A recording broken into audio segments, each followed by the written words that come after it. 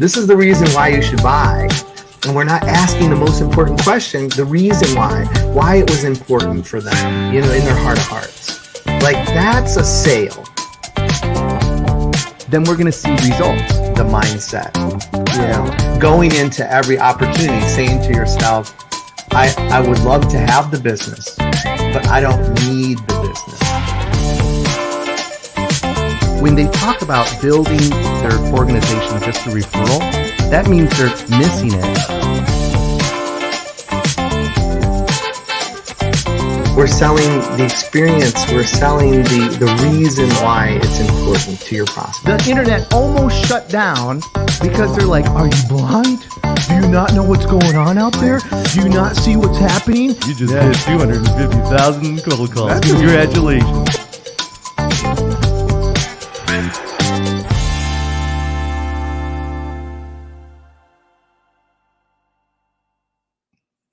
I just get a chuckle every time, Lara. Every time I see that, intro, and I see that, the 250,000 cold calls. Congratulations. It just makes me laugh so hard. So, hey, I'm Crispin Cruz, your host on the Pipe podcast today. Pipe, obviously talking about process, initiatives, prospecting, and experiences as it pertains to sales. And I'm so honored to have Laura Hodgson on today. Really excited to have you on today, Laura. And just to talk a little bit about your organization and, what's happening here in Atlanta and nationally and, your book. And we just got so much to discuss. So I'd like to jump right into it if you're okay with that. And yes. So if you wouldn't mind, just tell us a little bit about Laura and tell us about Now and Now Counts and what's going on, what's happening out there. Well, I mean, never a dull moment in the world of small business, right? So my background, I started out really in engineering. My background's aerospace engineering, so it's good for all the rocket science jokes. When people say it's not rocket science, I'm like, that's okay, we've got it covered just in case. And what I realized as I was going through that program is I love solving impossible problems. But I also realized I didn't want to design a wing for the rest of my life. And so I had a professor tell me I had an engineering mind and a liberal arts personality. When you tell a 17-year-old that, it sounded kind of schizophrenic, like I might need medication, but it turns out it's actually a good thing. So from there, I started working with a variety of different companies, quickly realized working for large companies wasn't for me. And I became sort of a serial entrepreneur, largely because I love solving problems. So if someone would share their problem with me, I would jump in and like, okay, let's solve that. And so the first company that I had started with my business partner, Stacey Abrams, was called Insomnia. And we solved we worked with Native Alaskan companies on economic development. We worked with a water reservoir company to solve the water problems in South Florida. So we were always focused on these bigger than us problems. Mm-hmm. And then I became a mother, which is my greatest adventure ever. And when I had my son and I was sort of toting him everywhere to meetings, et cetera, he was constantly spilling things in the car. So I said to myself, somebody has got to make a spill-proof bottled water for children, because anybody knows, whoever designed juice boxes never had a child, because anything you grab that shoots you in the eye with a sugary drink, who does that, right? That's right. And so we started a company called Nourish. It was a spill-proof bottled water for kids that we patented. And we started selling into small retailers and small, gift stores, specialty shops. And the business was great. And then about a year into it, we got our first big order from Whole Foods. We started selling in a national retailer. And my business partner and I were like, we have bagged the big deal. We started to high five each other. We had visions of being on the cover of Fortune. And then we had this really rude awakening, which I thought that the way commerce is supposed to work is I give you product, you give me money, because that's the way it had worked before when most of my customers paid me with a credit card. But what we realized is in this case, I would send a truckload of product and I would send an invoice and I would wait and wait and wait Mhm. and start That's right. begging my suppliers to give me some grace period because I couldn't pay them. And I just remember thinking, why am I the free bank to all of my customers? That's And right. That's right. everyone told me, oh, you just have a working capital issue. You should go get a line of credit or try factoring. And I thought, well, wait a minute. I'm the lender here. Why am I borrowing money? They should borrow money and pay me faster. And so I started to look at everything that existed in the market, from factoring, credit card merchant services. And the one that really intrigued me was the credit card. Because if you think about it, before the credit card existed, retailers used to wait to get paid. Because every month my dad would get paid and my mother would go pay the Thrift Town bill and the Riches bill. And so all of her credit came from little retail house accounts or tabs. The show Cheers wouldn't have existed if Norm didn't have a tab at the bar. Right, right. But same when the credit card system came out, all of that went away and retailers no longer had to wait to get paid, and they could grow finally. Without the credit card, we wouldn't have Target or Walmart or any of these big companies. Right. But that same thing never happened for B2B. So we decided to create Now Account, which is the first payment system that allows a business, when you sell your good or service to another business or government, if they're willing to pay with a credit card, you should take it. But if they're not, and they want an invoice with terms, but you'd like to get paid immediately, you just process it on your Now Account. You get paid immediately, and it feels like taking a credit card. It is not a loan. It's not factoring. It's not on your balance sheet. So you can grow fearlessly. It's so good. It's so good. And I love what you said earlier when you said, you tried to work, you tried to work for some large companies, and you were such a serial entrepreneur that it just didn't happen. I think it's unmedicated ADD.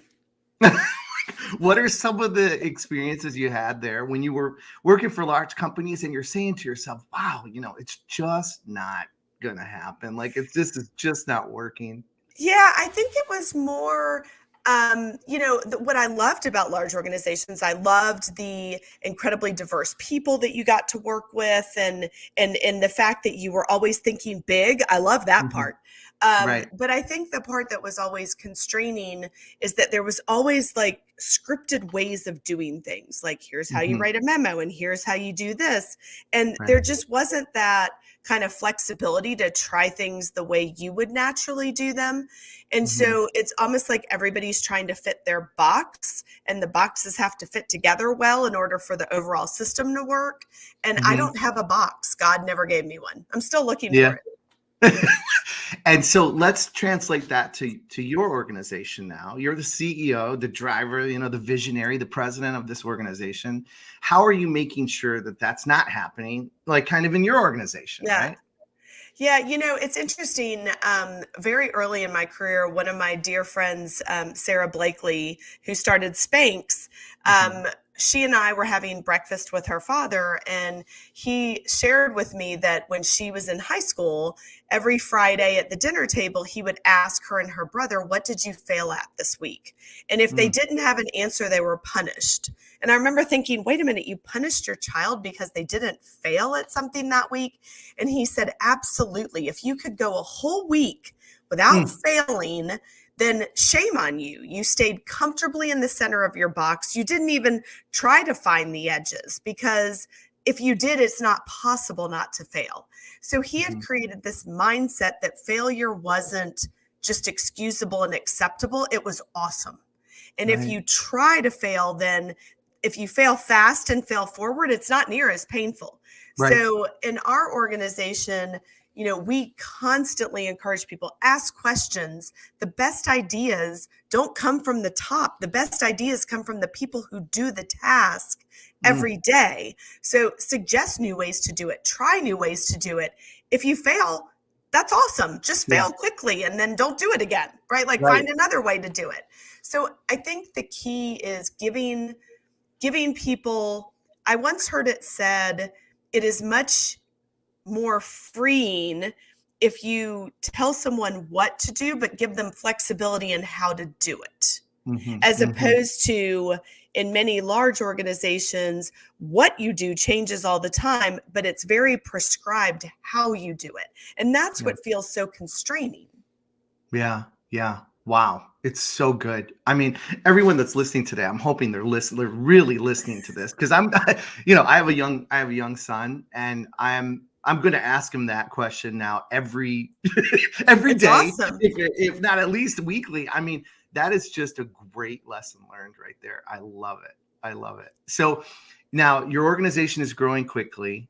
I mean, really quickly, and things are happening, right? And it's exciting time to be there.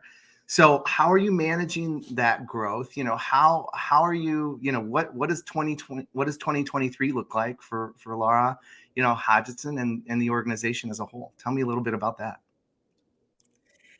Yeah, so 2022 has been like 2.5x what 2021 was, and Wow. 2023 looks to do the exact same. And Great. and that's awesome, but it's also, it's kind of a statement on what's going on in the world, which is coming out of the pandemic. On one hand, more businesses have been started than ever before. And that's exciting because, we heard about the great resignation and people sort of left these roles that maybe didn't inspire them as they reprioritized their lives. And many of them started their own businesses, which is great. It's exciting. But at the same time, what we're hearing from the Kauffman Foundation and others is that we're in an entrepreneurship crisis in this country. And that seems like those two shouldn't go together. But what's happening is a lot of the businesses people are starting are actually jobs. They're not businesses yet. And if we don't give those folks the tools to scale their businesses in a way that creates a second job and a fifth job and a 10th job, then it's not a company yet. It's not a business. It's a job. And that's fine. Some people just want to start a job, and when they're done working, they just shut it down and they're done. But I think a lot of people aspire for that job to become something that creates jobs, creates generational wealth, creates economic prosperity for their community. And without the right tools like Now Account, they can't get there because unfortunately, the way the economy is set up, at the end of every supply chain is millions of small businesses that are all funding the vast majority of the economy. And if they don't get paid on time, they miss payroll, and all those jobs they just created are gone. Yeah. So we really do feel a huge responsibility to take what we've learned. Like when we started Now Account, we were just trying to help ourselves. Well, it was actually pretty selfish. But we realized everyone else has this problem. And if we can free businesses of being the free bank to their customers, then they can go out and make that big sale and take on that big account and, go for that big customer, knowing that they can actually deliver and grow their business. So my focus for 2023, especially as we look at, the slowing of the economy, one of the things that will happen in any type of a, quote unquote recessionary period is obviously demand goes down, right? Because there's sort of less projects, less orders, less work out there. And so competition is harder.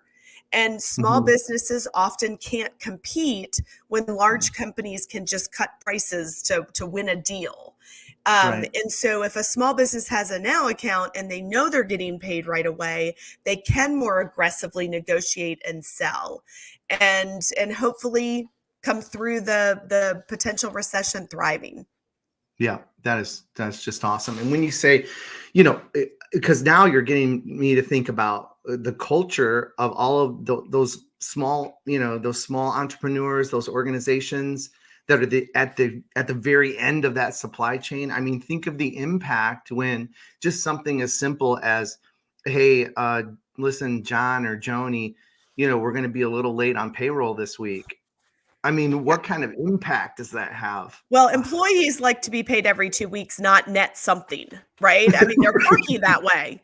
And that's the challenge, especially with a lot of small businesses that are service-based, where the largest asset they have is people.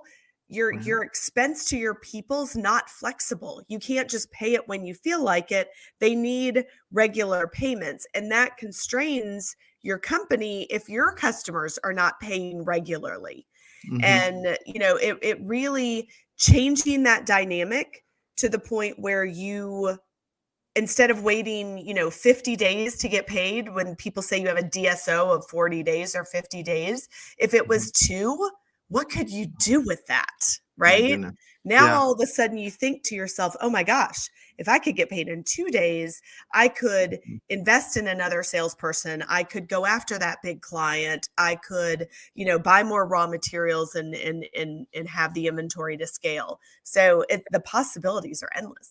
That's great. That's great. All right, let's shift gears for a second Okay. because you mentioned someone a little interesting, Stacey Abrams. You mentioned her a little earlier on, and you've got this great book. And so, let's talk a little bit about your relationship with Stacey and then also the book. I really would like the listeners to hear about this.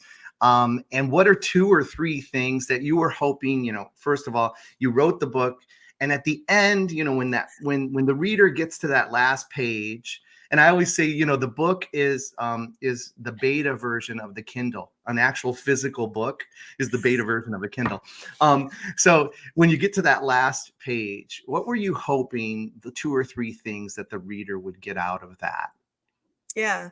So, Stacy and I met, we've been business partners for 17 years. Most people don't know she actually has a business side to her life. They obviously know her for the policy work that she does in the public space. But Stacy and I met in Leadership Atlanta in 2004. And we met in sort of a funny way. We were in this workshop, and the facilitator kind of forces you to be incredibly uncomfortable. And if you haven't figured it out by now, I'm extremely extroverted. So the way he made me uncomfortable is he would ask a question and I would raise my hand and he would look me right in the eye and then he would call on somebody else. And it was driving me nuts. I was like, oh my, I look like a kindergartner. Like, do you not see me? Do you not see me? And Stacy was the opposite. She's incredibly sort of introverted, even though, you wouldn't know that because she's such an incredible speaker. But she was just sort of sitting, listening, absorbing, and he kept harassing her with questions. And she's like, I'm not raising my hand. Like, leave me alone. And so at one point she shared that she aspired to be president of the United States someday. And I thought, oh, I've always said that as a little girl. I've never met another girl that would say that out loud. I have to meet this woman. And so extrovert, right? When we broke for lunch, I attacked her at the buffet line. And she would tell you that she was thinking, who is this over caffeinated woman that's all in my space? But we ended up being assigned to the same study group. We spent the year as part of Leadership Atlanta, kind of tackling these larger issues like education and criminal justice. And what we learned very early on is that we are opposites in almost everything. Like background, ideology, like we are very different. But when you take 2 very different people and you focus them on issues that are larger than either of the individuals, the differences become superpowers, not negatives. And so that was such an incredible learning experience for us. So after starting, 3 businesses, and then Stacy, obviously has gone off and focused more on the political side, a friend came to us and said, have you ever thought of writing a book? And we both said, oh, we do not have time. Right. And she said, but your story is so fascinating because you managed to take these vastly different perspectives, which in today's world, most people would view as a horrible challenge to overcome. And you made incredible innovation out of that and have worked together, through failures and successes. How did you do it? So people joke that the book reads like a thriller. And I don't know if that's a good thing that my life is a thriller, but it really is. And when you say, what are the couple things that I want people to take away? Certainly the way the book is organized, it goes through each of our startups and the ones that failed, why did they fail? And the ones that were successful, why were they successful? And we touch on everything from your network is your net worth, which we truly believe, to how do you hire people? How do you hire patiently? To sales strategy, like, how do you bag that big deal? So we talk about that, but I think the one thing we really want people to take away is in this world that is becoming increasingly polarized and increasingly tribal. And I see my son growing up in a world that's telling him, if you're not with me, you're against me. And that's just wrong. It's not true. That's right. And, Stacy and I believe that our differences are our superpower. Yeah. And if you can focus yourself on a larger goal and not be so focused on my way of doing it versus your way of doing it, and instead find a third way that's even better than either of you came up with, that's where progress happens, right? All progress happens in the middle. Like neither side of any issue has the answers, or we'd have found it by now. And so the answer is always in the middle, but the middle's messy and the middle's uncomfortable. And we have to become, I feel like we've become uncomfortable with being uncomfortable. It's okay to be uncomfortable. It's awesome to be uncomfortable. And if we can be curious first and critical second and stop judging everyone and instead apply that curiosity to solving bigger problems, that's where innovation comes from. My fear is if we retreat to this tribal, polarized world, all innovation will die. Because one thing I know for sure is if I want to drive innovation and I surround myself with people that look and talk like me, there will be no innovation whatsoever. Because you think the same way, and that's not good. That's right. That's right. And what you say is resonating so loudly with me, because when we take through with Sales Arbiter, when we talk with other organizations and we say, okay, one component of what we offer is a sales training program. And part of that program, is we focus heavily. And when I say heavily, I mean throughout the whole program, pretty much from beginning to end, on some of the things that you're talking about. And it is, being comfortable with being uncomfortable, get out of your comfort zone. Yeah. Like do something different. Like Stacy, I can't tell you how many times, I've won business, and we're talking about large contracts or speaking engagements or things like that, where I've literally won that business. And the prospect at that point is a client.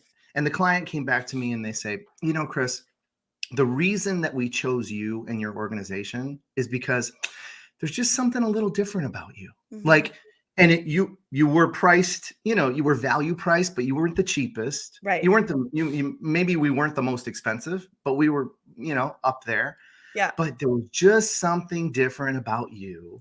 And that's the reason why we wanted to move forward with your service. I think when you get uncomfortable, you become more real.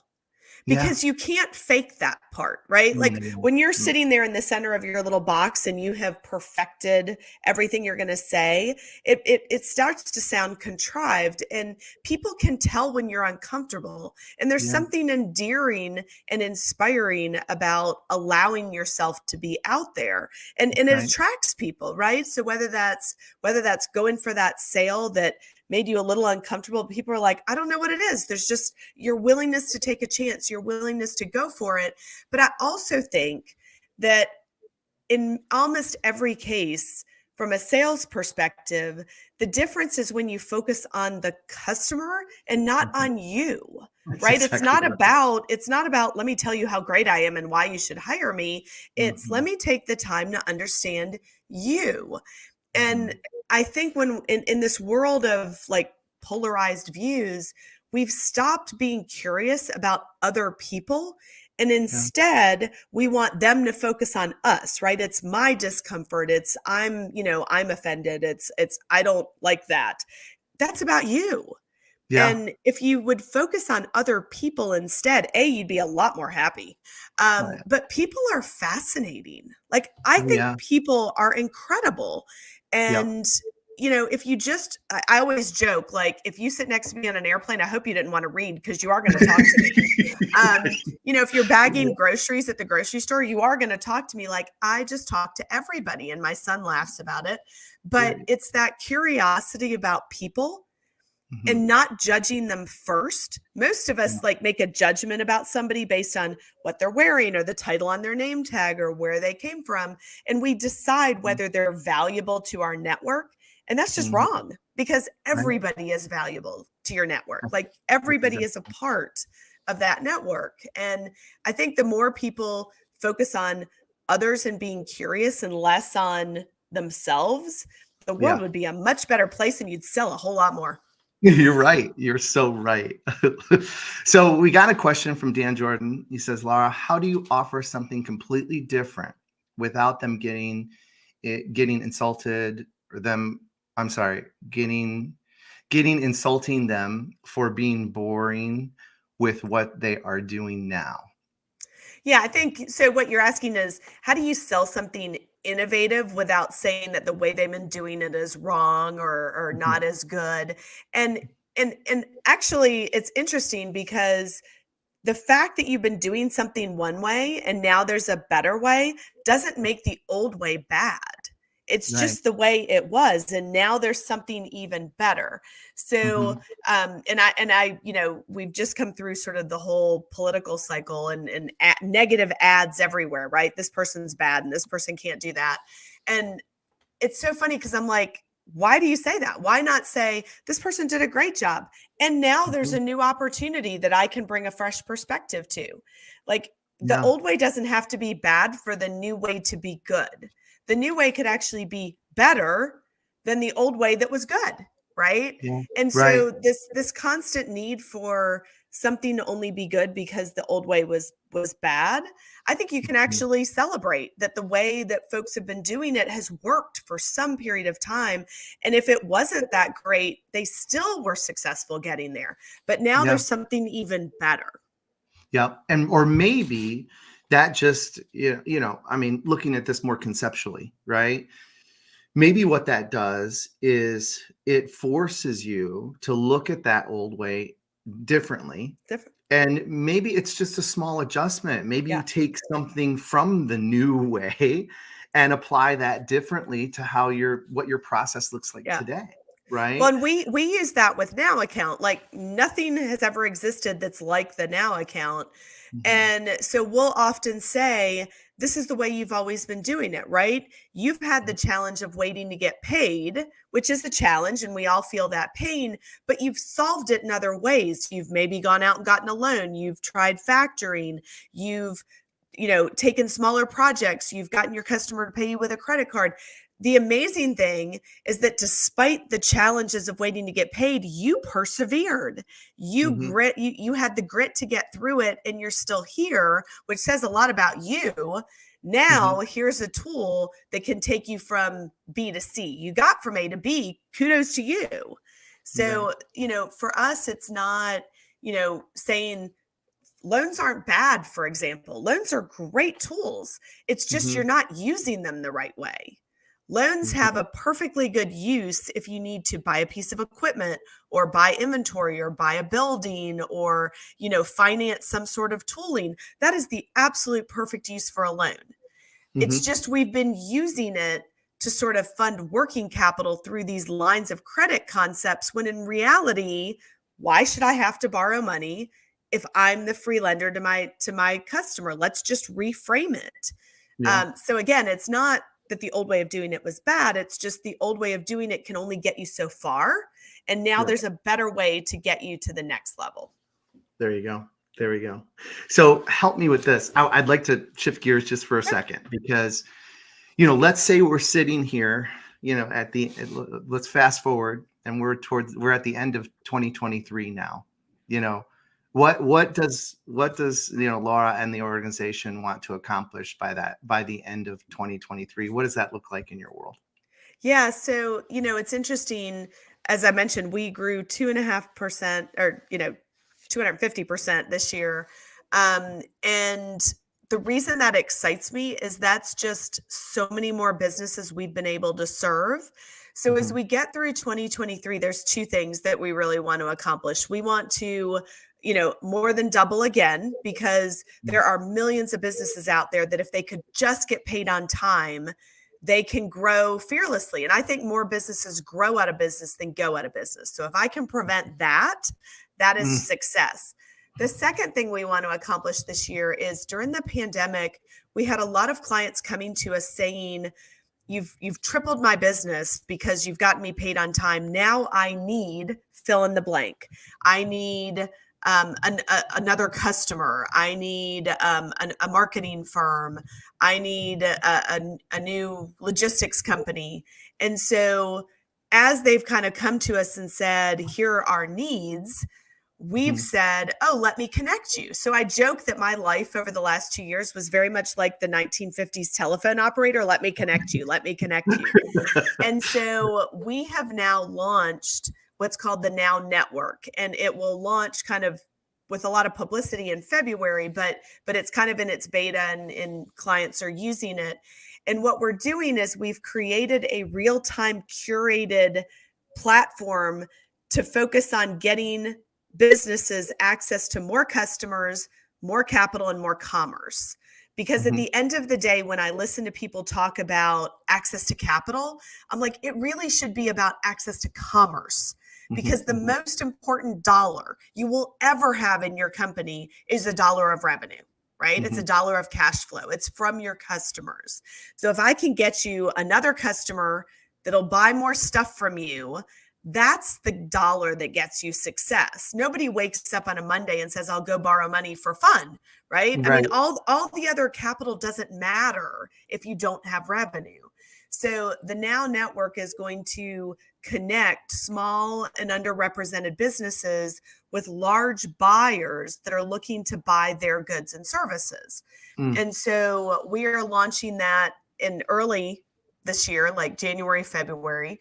And so by the end of 2023, I would love nothing else than for the Now Network to be thriving and seeing these small businesses that are typically at a disadvantage accessing their dream customers without having to spend ridiculous amounts of money to just chase down these big companies through their websites and through their portals and all, which is just a waste of everybody's time. Sure. And I also hope that what the network does is large organizations have made very public promises about growing their spend with women and underrepresented businesses, but they honestly don't know how to do it. And I know that sounds funny, but if you're sitting there as the head of procurement at a Fortune 50 company, you don't know where to find these small businesses. You don't know how to vet them. And if you give them a contract that's too big, and that might sound good, but you're just going to put them out of business. So you've got to right size the contracts and grow them up the chain in a manageable way. So the other thing the Now Network will do is allow these supplier diversity procurement executives to specifically match with exactly the small suppliers that can deliver at the size contract that they need delivered. Because I know who can deliver at what size, because I see all of their transactions. Wow. That is, I mean, the window that you're able to peer through to be able to see that. And, just from the data and information standpoint, that is really, really cool. Well, listen, the time flies by. I mean, we've already been talking almost 35 minutes. I'd like to jump into, if you're okay, I do this thing. And it's a tribute, to James Lipton, and every one of these gray hairs I own. So, I think you probably know James Lipton inside the Actors Studio. And one of the reasons why I kind of do this little tribute to him is one, because I just love the guy. I had one of my colleagues say, "You mean that stodgy guy that used to be on TV that used to have all the actors on his show?" And I'm like, yeah. That guy. But I just love the show, and he did something really unique at the end where he would ask a series of questions of things that maybe you didn't know about the guest, right? And so, I think this is one of those pieces of the Pipe podcast that people are really like, oh, I hope he gets to the questions, So I'd like to just, with your permission, go through some of these and just get your answers to them. and then we'll close it out from there. But man, it's just been so great having you here. So it's called the Sales Arbiter 7. So we'll just jump into this first one, which is, hey Laura, what is your favorite word? What's your favorite word? Oh, I think my favorite word is serendipity. Serendipity. I love it. It's a great Now, word. try Doesn't to- it just sound great? yeah, it And sounds great. it's so positive because it's when those unexpected positive things happen. And I truly believe most success in business is being curious enough to put yourself in positions where that can happen. That's right. That's great. That's great. What is your least favorite word? Oh, well, it depends. It depends on if I'm sitting there with, my child and hearing people say dude. That would be my least favorite. But I think in business, what drives me crazy is when people are always saying literally, because I'm like, well, were you kidding before? And this one is true. Right. That's so funny because with there again, it's let me be honest with you. When That's people right. say that, let me be honest, it's like, So what were you doing a minute ago? Yeah. well, let me be honest with you. It's just like, oh my gosh, I've talked to so many people to try to take that out of your talk track, please. Take it out. Yeah. That's wonderful. So what's something that could make your day, Laura? Oh, well, being with my family. I mean, the Wow. thing that makes my day, there's two things that would make my day. It's just, coming home and having my son or my husband say they had a great day. And I think it's also when a client calls and says, I doubled my business because of you. I hired 10 more people because of you. That just makes my day. So I always say your goal in life should be significance, not success. Success is not thinking big enough because significance is about impact. So good. It's so good. So what's something that could ruin your day?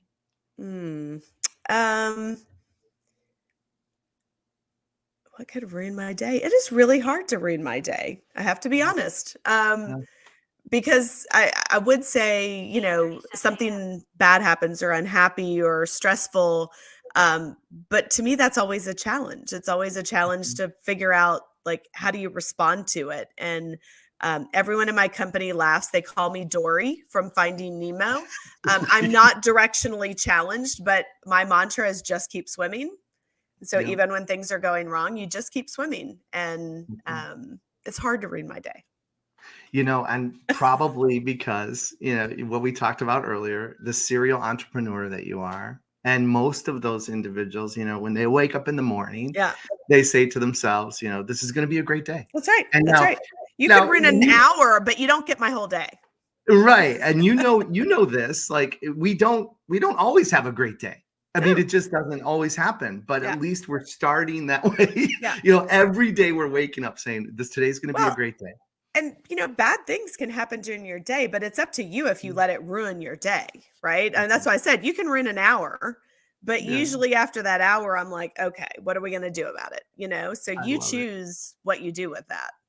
I love it. Okay, so then let me ask you this. We're going to shift gears a little bit. What sound or noise do you love? Children playing. Children playing. Laughter. Yeah. Laughter. We have a school, an elementary school across the street from our office building, and there's nothing better than walking in and out of the door and just hearing the kids on the playground. That's great. That's great. What sound or noise do you hate? Well, I hate the word no. So when people are like, no, we've done it that way, I'm like, wah, wah, that's right. And probably like a dentist drill. A dentist drill. Yeah. We all don't like all of us that. have an issue with that one. Yeah, I think so. And if you don't have an issue with that one, then you got a problem. Yeah. There may be some other things going on. That's right. Okay, good. And then last one, what profession other than your own would you like to attempt? Well, I'm an aerospace engineer by training, so I would love to be an astronaut just because I think, seeing beyond what we think is real is an incredible gift. That's great. That is great. Laura, listen, I'm so glad that I had you on today. Thank you. Thank you. Thank you for joining me and sharing all of those. I mean, we're golden nuggets, today in the podcast. And I really hope people take some of the things that you've said to heart and they listen and they apply these, lessons learned to their business as well. And would love to have you on again.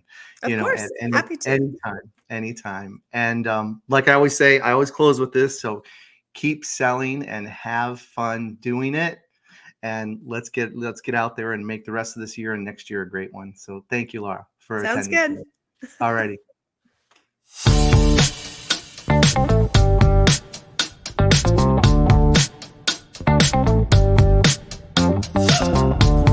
This is the reason why you should buy.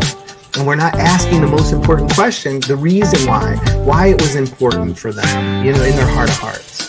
Like, that's a sale. Then we're going to see results, the mindset.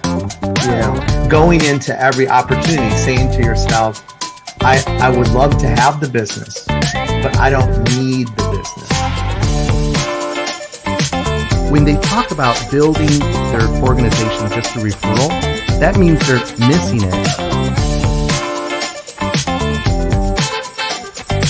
We're selling the experience. We're selling the reason why it's important to your prospect. The internet almost shut down because they're like, are you blind? Do you not know what's going on out there? Do you not see what's happening? You just did 250,000 cold calls. Congratulations.